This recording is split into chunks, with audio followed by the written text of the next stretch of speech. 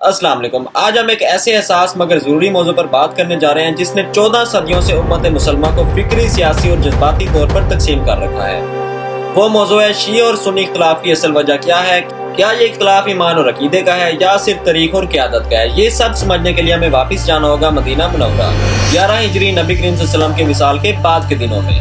نبی کریم صلی اللہ علیہ وآلہ وسلم کی زندگی میں ایک ہی امت تھی، سب کا ایمان، قبلہ، قرآن اور نبی ایک ہی تھے۔ لیکن جب نبی کریم صلی اللہ علیہ وآلہ وسلم نے وصال فرمایا تو امت کے سامنے پہلا بڑا سوال کھڑا ہوا کہ اب امت کا قائد کون ہوگا؟ مدینہ میں ایک جگہ تھی سقیفہ بن ساعدہ، وہاں صحابہ کرام جمع ہوئے تاکہ ایک نیا خلیفہ منتخب کیا جائے۔ بحث ہوئی، مشورہ ہوا اور آخرکار حضرت ابو بکر کو پہلا خلیفہ منتخب کیا۔ یہی واقعہ سنی مکتب فکر کے نزدیک خلافت کے نظام کی بنیاد بنا کہ قیادت شورا یعنی مشورے سے طے ہونی چاہیے۔ نبی کریم کے کچھ قریبی صحابہ اور اہل بیت کے ماننے والے سمجھتے تھے کہ رسول نے اپنی زندگی میں حضرت علی کو اپنا جانشین مقرر کر دیا تھا۔ یہ عقیدہ غدیر خم کے واقعے سے جڑا ہوا ہے، جہاں نبی کریم نے فرمایا جس کا میں مولا اس کا علی مولا۔ شیعہ حضرات کے نزدیک اس قول کا مطلب تھا حضرت علی کو نبی نے اپنا جانشین امام مقرر کر دیا تھا، جبکہ سنی حضرات کے نزدیک یہ اعلان محبت، احترام اور ولایت کا تھا، نہ کہ سیاسی یا حکومتی جانشینی کا۔ یہی وہ پہلا بنیادی نظریاتی فرق تھا کہ قیادت کس کے پاس ہونی چاہیے۔ نبی کریم کے وصال کے بعد دو راستے سامنے ہیں۔ سنی نظریہ: قیادت ایک سیاسی اور دینی ذمہ داری ہے جو شورا یعنی مشورے سے منتخب کی جاتی ہے۔ اس کے لیے 4 خلفائے راشدین حضرت ابو بکر، حضرت عمر، حضرت عثمان اور حضرت علی سب پر حق ہیں۔ شیعہ نظریہ: قیادت ایک الہی ذمہ داری ہے جو اللہ اور نبی کی طرف سے مقرر کی جاتی ہے۔ نبی کریم کے بعد قیادت حضرت علی اور ان کی اولاد کو دی گئی ہے۔ شیعہ عقیدہ کہتا ہے کہ نبی کے بعد 12 ائمہ آئے جن میں پہلا امام علی اور آخری امام محمد بن حسن المہدی ہیں جو غیبت میں اور آخر الزمان میں ظہور فرمائیں گے۔ یہی وہ بنیادی نظریاتی تقسیم تھی جس نے اسلام کے 2 بڑے فکری مکاتب کو جنم دیا، اہل سنت اور اہل تشیع۔ 61 ہجری محرم کا مہینہ، کربلا کا تپتا ہوا میدان، یزید بن معاویہ کی حکومت قائم ہے اور نبی کے نواسے امام حسین ظلم و ناانصافی کے خلاف کھڑے ہیں۔ امام حسین اور ان کے اہل بیت کو شہید کر دیا جاتا ہے۔ یہ واقعہ تاریخ اسلام کا سب سے المناک واقعہ تھا۔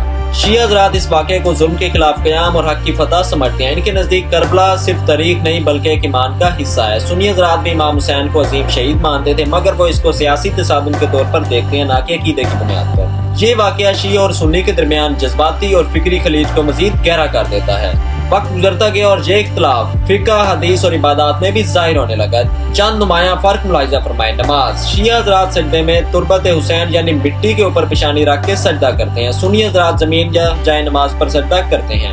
شیعہ اذان میں حی علی خیر العمل کہا جاتا ہے، لیکن سنی اذان میں یہ الفاظ شامل نہیں ہیں۔ حدیث کا ماخذ: قیادت کا تصور: سنی نظام میں علماء کی اجتماعی قیادت ہوتی ہے، شیعہ نظام میں مرجع تقلید یا امام کی روحانی قیادت ہے۔ اہل بیت کا مقام: سنی حضرات اہل بیت کا احترام فرض سمجھتے ہیں، شیعہ حضرات اہل بیت کو دینی اتھارٹی اور ہدایت کا سرچشمہ مانتے ہیں۔ لیکن ناظرین، یہ اختلاف کے باوجود شیعہ اور سنی ایک ہی دین کے پیروکار ہیں۔ دونوں کا قرآن ایک ہے، قبلہ ایک ہے، نبی ایک ہے، ایمان، کلمہ، روزہ، حج، زکوٰۃ سب ایک جیسے ہیں۔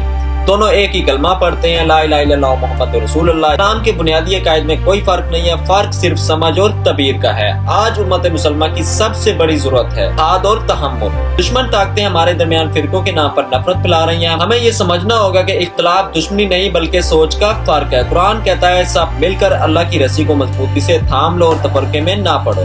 اگر ہم علم، تحقیق اور محبت کو اپنائیں تو ہم پھر ایک مضبوط امت بن سکتے ہیں، جیسے نبی کریم صلی اللہ علیہ وآلہ وسلم نے ہمیں بنایا تھا۔ ناظرین، شیعہ اور سنی اختلاف کی جڑ دراصل تاریخ اور قیادت کا معاملہ ہے، نہ کہ عقیدے کی بنیاد ہے۔ ہم سب ایک ہی نبی کے امتی ہیں، ہمیں نفرت نہیں، سمجھ، محبت اور علم کو فروغ دینا ہوگا۔ اگر آپ کو ویڈیو پسند آئے تو لائک کریں، کمنٹ کریں اور مزید علمی اور اسلامی ویڈیوز کے لیے سبسکرائب ضرور کریں۔ اللہ ہمیں حق کو سمجھنے، اس پر عمل کرنے اور ایک دوسرے سے محبت کرنے کی توفیق دے۔ آمین۔